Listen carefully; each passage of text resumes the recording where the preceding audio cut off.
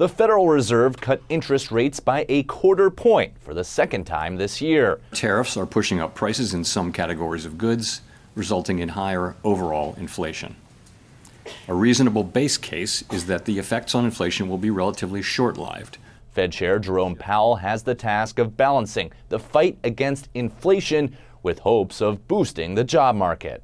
Two Fed board members wanted a steeper cut of half a point. We have, strong views across the committee, and as I mentioned, there were strongly differing views today. Powell has been constantly criticized by President Trump, who called for more cuts earlier in the year. I call him Jerome Too Late. He's always too late. Jerome Too Late Powell. In a challenging hiring market, major companies like Amazon, Target, and UPS have recently cut thousands of jobs. Those layoffs were in the news, but the government shutdown has slowed down other key reports by the Bureau of Labor Statistics.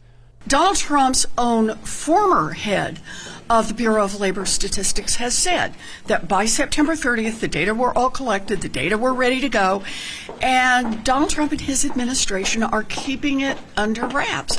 The news came just ahead of President Trump's highly anticipated trade meeting with Chinese President Xi Jinping, and as the stock market has been surging, largely driven by AI.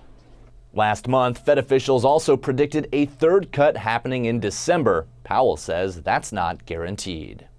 In New York, Connor Hansen, Fox News.